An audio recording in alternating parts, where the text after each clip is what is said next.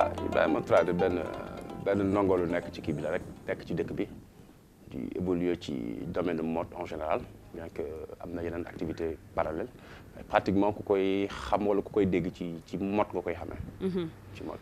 milieu mode di milieu bu complexe doy waar. milieu bu bëri coow bëri wax lan moo la ci dugal yow.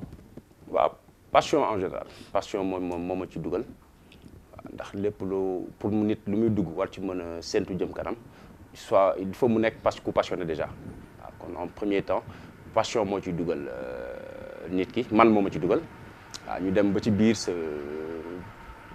bëgg a nekk ci biir individuellement.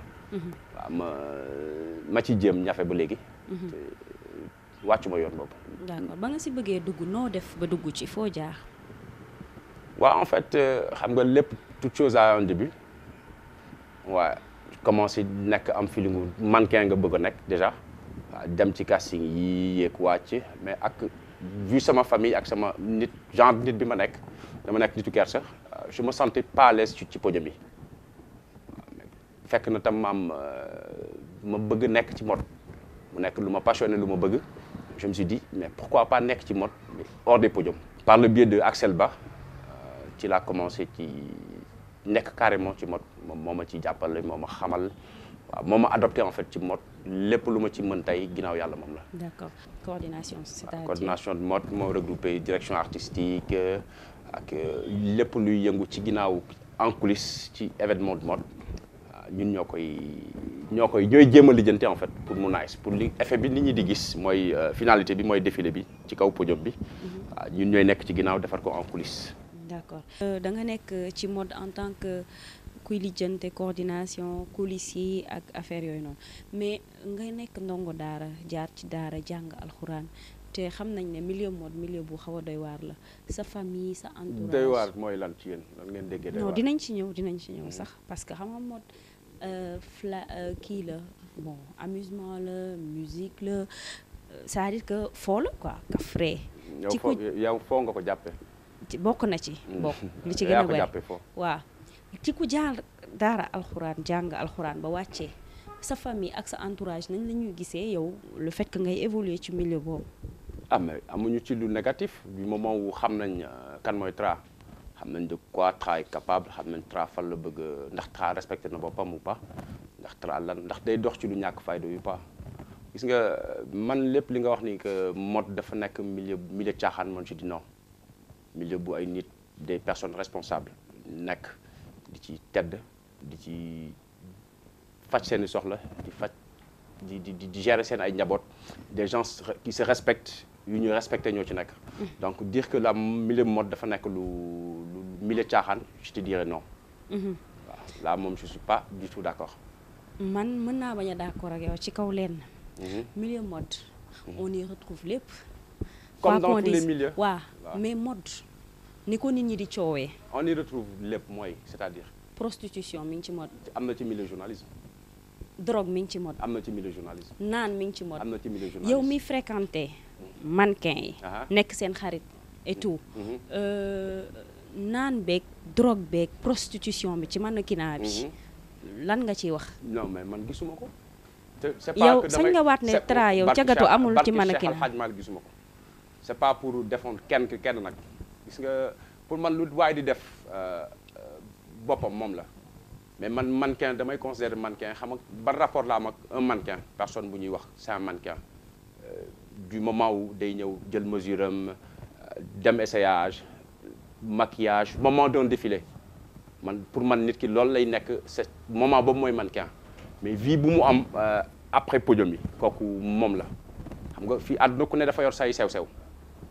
waaw yow après défilé dooy ànd ak ay mannequin ngeen dem boîte. alcool man damay dem même bu dul défilé damay génn. waaw je suis jeune alcool bi nekk fa ñuy naan man gisuma ko du ma naan sàngara jënduma ko gisuma ko. mais gis nga ay mannequin yu gisuma ko naan wallaay di drogué wu. gisuma ko ni ma gisee comme par exemple yéen ni ñuy woowee mannequin noonu la gisee journaliste buy naan sàngara gis mbër buy naan sàngara gis un diplomate buy naan sàngara gis un policier wala beneen corps de métier buy naan sàngara donc pour man loolu du question que c'est la mode non mais nit la nit mooy am ay faiblesse am ay bëgg-bëggam kooku kenn du ko ci man du ma ko ci topp bokk man perso du ma ko ci topp du ma ko ci critiquer. C'est sa vie concerné wu ma du moment où day ñëw sama coulisse ak conscience am di def li ñu bëgg ci xew mi mooy maanaam moment d'un défilé lii lañ soxla ak attentes yi la ñuy xaar ci moom mu respecté ko le reste man I don't care lu jëntiwuma loolu. mais yow biir coulisses yi par exemple est-ce qu'il arrive que mannequin yi ñëw indi fa naan wala indi fa drogue. musuma ko gis barke Cheikh Al Hadj Malick. mais coulisses yi comment ça se passe. ah mais comme liggéey la rek. sol yére yéeg wàcc rien de plus liggéey la. mais est-ce que tu trouves normal en tant que bon yow da ngay superviser yaa ngi si coulisses yi. waaw da ngay gis parfois ay mannequin def sili bu neen. ay góor ak jigéen jaxasoo si même coulisse. xam nga déjà loolu à l'image de la société sénégalaise. ñu bëri dañ koy ŋaññ dañ koy critiquer. da ngay gis mannequin yu jigéen yi mannequin yu góor yi. def sili bu neen def sili bu neen sol ak soutien neen di circuler ci biir yow loolu du la choqué yow. gis nga moment ñu bëri def leen di jaaxal en fait gis moment défilé ñu nekk ci coulisses yi nit bu sumeekoon def ni ko ndeyam juree man yàlla xam na ne gisuma loolu xam na laay gis li ci kaw podium mi ndax mi ngi koy def peut-être dama koy wax ñu yaakaar ne damay jéem a dédouaner ou pas non moment boobu leneen mooy nekk sama xel que kii sumeeku na kii ni la yaramam même ou pas. mais awra jigéen ak nu mu ak yow ni nga jàngee alxuraan awra jigéen nuñ ko war a fonkee. nga gis ay jigéen di summeeku ci kanam ay góor. waaw yow ngay gis soi-disant parce que dañuy défilé. yow léegi yow xanaa yow jot nga di xanaa doo dugg ci boîte de nuit xamoon ni dëkk bi doxee fi mu toll nii. mais maintenant si on est à jamono mode dénudé lañ nekk xale jigéen elle marche toute nue dañuy dox rafle donc nga nekk ci coulisse ci sa cadre liggéey seen liggéey solo ak summeeku la donc man gisuma ci muskil aswagot gisuma ci lu grave wala lu nit mën a ŋàññee du moment où c'est dans un cadre privé. waaw moment de coulisse la amul caméra bu fa dugg wala photographe bu fa dugg elles sont pas exposées ci biti donc pour man seen liggéey lañ nekk lu ñu war a respecter la. yow lan mooy say relation ak mannequin yi. waaw c'est des relations déjà professionnelles pour tout au début am na ci ñu bari ñoo xam ne samay xarit lañ c'est des amis ñooy nekk tout le temps ñu xamalante lu bari xamalante lépp di demalante waaw ñu seq jàmm. amul leneen. malgré lu nit mën a wax. waaw du moment où man je suis quitte avec ma conscience ci sama ay relation ak ñoom le reste I don't care. yow mën nga waat ne yow tu es quitte avec ta conscience parce que dama laaj benn mannequin mu ne ma léegi bon elle tend vers le professionnalisme te yow yaa leen di doxal seeni contrat d'habitude yow yaay dox diggante styliste yi ak mannequin yi nga am say mannequin bopp te pour bokk ci cercle Tra foog nga koy am wéccet boo koy buux. waaw xam nga dinaa ku lan lañ koy waxee ku gémmiñam di naaj xaw ma lan am na lu ñu koy waxee wala xamatuma waree ba loolu ay wax la gis nga dañ may xasee que ni dama am sama ay nit waaw dama koy admettre parce que il se trouve que les meilleurs actuellement ci du moment yàlla dogal na ni samay xarit lañ donc du ma bañ ku ma critiquer que dama def favoritisme par rapport ak ce qu'il y a de meilleur donc sur le marché waaw n'empêche que amul plateau bu may am boo xam ne am naa ci maanaam maa ngi ciy choisir wala di jël am autonomie choisir mannequin yëpp certes am na ossature mooy ñi fi nekk te c'est indéniable ñoom ñooy les meilleurs du marché ñoom elles mettent mieux en valeur les tenues des créateurs te loolu ñëpp xam nañ ko mais dinaa def tout insérer ci ay ñaar ñett meilleurs ci nouvelles yi fi nekk waaw kooku moom xam naa du moment wu nag ñuy wax ni que il faut nga am looy jox Tra kooku waxu ginnaaw la du ma ko seetaan du ma ci attardé wu même buñ la joxul xaalis wallaahi du ma ci attardé wu tamit promotion canapé amul loolu gëw ma ko barke il faut nga tëdd ak Tra pour barke Cheikh Al Hadj Mal gëw ma ko waaw mais promotion canapé am na si wallaahi lazim xaw ma ko gëw ma ko ndax dund ma ko en fait dund ma ko dundloowu ma ko nit tam man ca waaw d'accord c'est pas que damay dédouané wu waaw ci télé laa toog yàlla moomu tiim mais gëw ma ko. gëmoo ne mën na nekk nag am na ñeneen ñu koy def ou pas I don't care. gëmoo ne am na man sama cercle amu ci. gëmoo ne am na mannequin yoo xamante ne. pour défiler ñu xam jaral na leen lu nekk la leen jaral na leen tëdd. lu tëdd gën a yomb léegi loolu dafa nekk lu basique léegi tëdd dafa nekk lu basique. lan la ñuy def lu raw tëdd. wax ma ne diw day def accusé wu ma kenn bu ma yóbbu. mais nee nga am na ñuy def lu raw tëdd. dama ne la tëdd moo gën a ndaw ci li mu jaral xale yu jigéen yi muy que mannequin que mu leneen mais man existé wul sama jargon man. waaw gëw ma loolu. yow lan mooy sa critère de sélection nooy sélectionné mannequin. nga topp nekk de bonne mœurs. yow mœurs bi da nga koy xool. maanaam dafay compter lu bari ci man. ku naan sàngara. non du jël drogue. ku naan xam nga si je dis être de bonne mœurs ça veut pas dire naan sàngara taxut a bon. jël drogue. man gisuma koy naan ci milieu bi yëpp de mosuma ci teg sama bët dinaa dégg nag rumeur yi naan non day drogue mosuma ci teg sama bët man je n'ai jamais vu.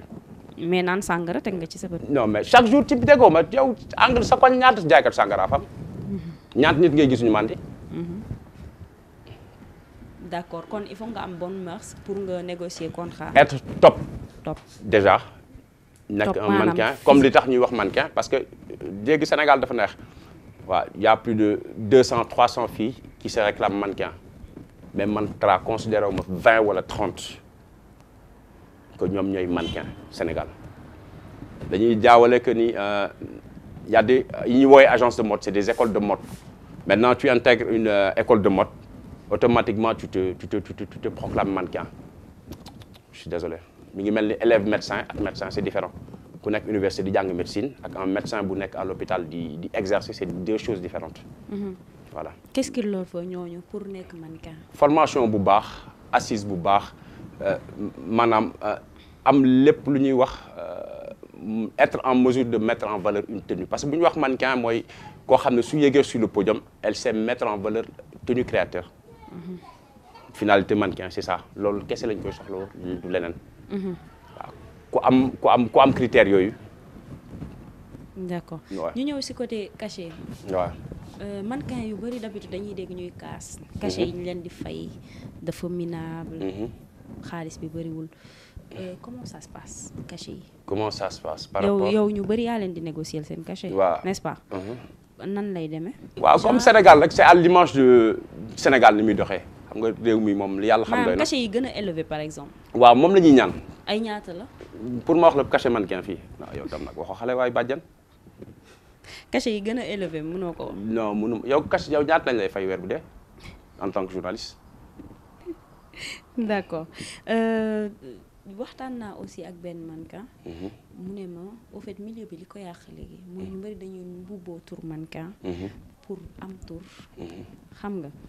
pour mën a jot ci góor ñu baax ñi ci dëkk bi. tout ça là yow lan moo siy sa xalaat. pour mën a jot ci góor yu baax yi c'est-à-dire. parce que mannequin yu bari tey. ay jëkkër yu siw la ñuy wër da ngay dégg footballeur la sëyal wala député la sëyal wala homme d'affaires la sëyal wala transitaire la sëyal. donc yooyu nga am jëkkëru transitaire jëkkëru député jëkkëru ministre jëkkëru footballeur il faut être mannequin pour l'avoir. non la plupart des mannequins. xooluñu góor yu simple yi. qu'on se dise la vérité. man de mannequin yi ma xam fii ñuy sëy ak soit footballeur wala xëy ak ñi may wax mannequin yi laay wax ah les vrais mannequins ñi ma gis ñuy sëy ak footballeur wala xëy ak comme tu dis un député wala nit ku siiw bariwul ah. waaw bariwul lu ñuy mën a lim la ñaar ñeenti nit. waaw. d'accord mais ñi ñëw ci milieu bi pour am tur. am ne ñoom ñoo yàq milieu bi peut-être. tey jii bu ñuy ŋàññi mannequin yi. di am benn regard bu négatif bu ñuy jeter seen si ñoom. peut-être ñooñu la tey. lan lañ ñu si mën a wax. ah mais dans tout milieu bu nekk dafay am brebis galeux yëpp ko am waaw ni ko milieu mode amee noonu la ko journalisme amee théâtre bi am ko milieu yëpp ñoo ko am. mais dafa fës si mannequin. waaw dafa fës parce que ñoom dañu nekk mannequin yi dañu fës seen bopp elles sont tout le temps au devant de la scène moo tax dama leen koy wax tout le temps koo xam ne foo romb 100 personnes xàmmee la koñ boo romb ñu ne diw mi ngi nii bien que ñu wax la ko ku ñàkk la ko wax am na ci ñoo xam ne koñ bu ñu romb ci Sénégal dinañ la diw mi ngi nii waaw donc kooku war na toog xool fi muy teg tànkam xool fi muy dem ak li muy def surtout en public waaw man nit mën nga am sa xeetu lu ne que soit lu bon mais lépp lu waaye di def ci suturaal boppam rek pour man amul ngaañ lépp lu nit am di def mu nekk ci sutura nekk lu bañ a fës kooku yow la engagé sa digganteeg sa borom la waaw li bon kañ mooy fësal yenn yi waaye comme tu dis nit ñi ñëw walyaan si mode pour nekk mu war a nekk escalier par rapport ak pour jot ci yeneen kooku ñoom la engagé man moom damay rek si sama éthique laa bi ma nekkoon ci laa nekk ba tey. D'accord. Soit top et que tu sois de bonne mœurs. D'accord ñu ñëw ci ancien mannequin yu njëkk yi. c'est-à-dire que avant mannequinat c'était beau da nga daan gis jigéen ñu rafet. tout le temps magazine yi seen kii c'est-à-dire mais ak nouvelle génération bi dafa am benn genre décalage léegi lan mooy différence bi entre mannequin années 90 yi ak. ñooñu ak actuellement ñooñu mënuñu bokk ak époque bi déjà ñi doon nekk mannequin elles étaient rares.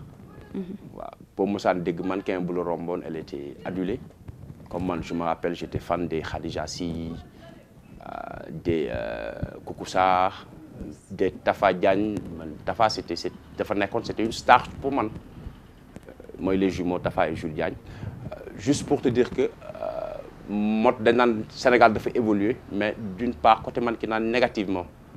waaw je m'explique pas que dañuy def lu bon ou pas mais dañu bari di nga daan amee produit fini bu baax bokkul ak léegi ku jóg da ngay ne mannequin laa bëgg nag waaw bu njëkk dañu nekkoon nombre bu restreint et elles étaient top déjà te ku la ci romb nga ne kii mannequin la nga voué ko respect waaw sànq yow yaa ne ñu bari dañuy ñëw ci ku jóg ne mannequin dañuy nekk ci boîte yi def lu leen neex ñooñu ñooy yàq deru mannequin yaa ko wax.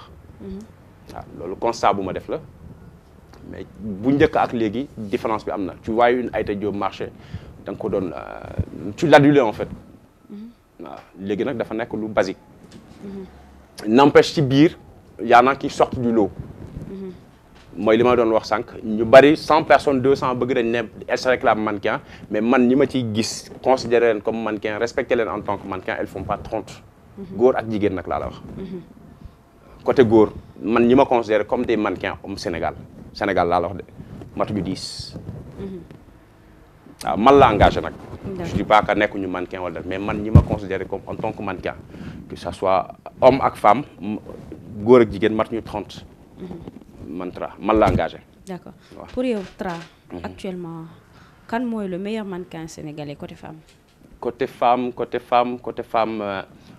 man bëgguma xam nga nag samay gain lañ dañuy yàq. waaw mais da ngay bañ ngeen kii samay xarit lañ nag ñoom ñëpp c'est mes sœurs samay gain lañ mais vraiment côté femme actuellement ci pour man Fatou Jo reste la meilleure. Fatou Jo waaw Fatou Jo Ndiaye.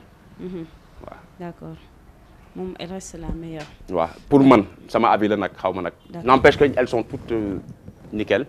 mais Fatou Jo moom franchement elle sort un peu du lot. d'accord. waaw dañ leen di solliciter ci sous région bi. yow yaa ngi nii jógee nga voyage Lomé Cotonou yàggul. ay mannequins yu bari nee nañ bu ñu demee ci sous région bi. yeneen mannequins yi dañ leen di jalouser mannequins. waaw oui Sénégal moom. mais pourquoi. non mais mooy li ma wax on est un peuple béni macha allah sénégalais fu mu nekk day fay génn loo bi. mais raconté ñu tuuti ay anecdotes. waaw da ngay dem ci benn dëkk récemment da ngay wàcc aéroport sax toog.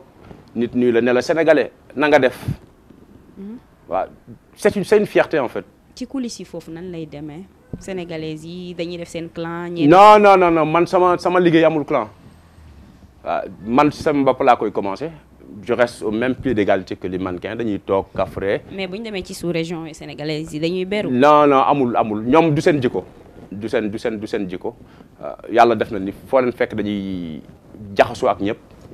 mais yeneen pays yi dañuy jalouser parce que tu vas en styliste déjà dañuy def dispatching bi bëgguñu jël sénégalais yëpp def leen ci benn loo boo leen ak yeneen nationalité mais tu vois des créateurs yoo xam ne ils viennent de l'international ku ci ñëw day insister pour nga jox ko non je veux telle fille je veux telle sénégalaises yi ñoom lañ lay wax elles sont toutes sollicitées. déjà kooku ci boolewul ci ay kiiwam sax liste mannequin am daf lay pour moom da nga koy xeex wala dara. waaw loolu moom macha allah defal nañ ko yàlla defal nañ ko. lu tax loolu. mais on est un peuple béni peuple fu Seydil Hadj Malick tëdd maam Serigne Touba tëdd fa maam Limamou tëdd fa xam nga ni kooku foo dem da ngay feeñ yow maa ngi koy wax. d'accord lan lañ mën a def pour assainir milieu mannequinat bi. assainir milieu mannequinat du yomb waaw du yomb parce que déjà bordel bi commencé na. Et ça risque pas de terminer là mais am na moyen waaw mooy commencer ci acteurs yi waaw quand je parle des acteurs c'est mooy ñi nga xam ne ñoo nekk plus en vue ñu jël les choses en main ba ci dem na ba ci cachet yi nga doon wax ak yëpp pour man quelqu'un yow da ngay def si tu organises ton truc tu appelles un mannequin xam nga ni kii moo fi nekk xam nga ni kii moo mën a mettre tenue en valeur kii moo li ngay soxla ci sa défilé kii moo la ko mën defal kooku da lay proposer cachet bu minable mais da ngay am ngor ne ko carrément tu le fais pas mënuma ko boo waatee keneen koo xam ne moo nekk ci même trempe bi nga nekk mu wax ko la même chose là dina toog xoolaat nga ne ah man kat li may fay moo bari waaw quitte mu dem utiliser ñeneen xam na ni résultat bi du doon benn yàgg dafay ñëwaat ci yow bénéfice bi ñu ci gagné mooy ce sera avec un cachet conséquent ak respect bi ñu war a jox un mannequin. parfois ça il vous arrive pas mannequin yi défilé ba pare styliste yi bañ a respecter seen engagement. mooy c'est-à-dire bañ a fay cachet bañ a fay cachet yi. man loolu franchement man daluma. mosulaa dal man xaw ma loolu man ñàkkuma fayda. damay liggéey. waaw damay liggéey te new ma ci mot laay lu wér sama lépp mais li ma gën a amal soxla ci sama life mot moo ma koy fajal loolu la yàlla dogal ku ma liggéeyal da nga may fay engagement bi ma woote par rapport ak yow jëm ci sa événement ak sa propre personne ak lépp li nga xam ne moom la xew mi laaj dama koy respecter à 100 wala 200%. Donc je me vois mal jël doomu jàmbur muy mannequin yi ak ñi nekk ci police bi di leen liggéeyloo ba pare ñu leen di wax naka su dul noonu wala pare ñu naan la ay duñ la fay ak yooyu man am naa kersa boobu man. waaw. nan moo nekkoon relation Tra ak Maty Mbodj. Maty kooku sama yàlla xam na daal kooku c'était ma sœur nekkoon ku amoon cofeel bu nekk lu sincère par rapport jëm ci Tra ma delloo ko famille am tam doon ma ko jox yaayam di ma ko delloo ba tey waaw daal di ko ñaanal daal. yàlla yeesal yërmande ci moom yàlla xare ko àjjana. dolli ko njëgal. décem ban impact la am ci milieu bi. waaw def na ci lu rëy waaw am na tax na cohésion gën a am ci biir milieu mannequinat bi tax na ñu bari gën a ragal yàlla gën a xam ni que dee am na te du kenn du ci rëcc incha allah. yàlla na yéex waaw loolu moom impact boobu am na ko. waaw li ci gën a peser mooy cohésion bi mu def ci milieu mannequinat bi. d'accord waaw okay. Parce que ay succession d'événements la am Bousso Maroon tak Maty Mbodj yu ñëwaat yal na leen yàlla boole yërëm ñoom ñëpp jéggal leen xare leen àjjana waaw mais dañu gën a fédérer mannequin yi. waaw. d'accord seen génération ak génération bi leen topp nekk fii actuellement dafa gën a am cohésion. ñu gën a wàcce seen bopp. gën a xalaat lu bari ci seen avenir xalaat seen bopp seen digganteeg yàlla xalaat seen digganteeg nit ñi ak société bi.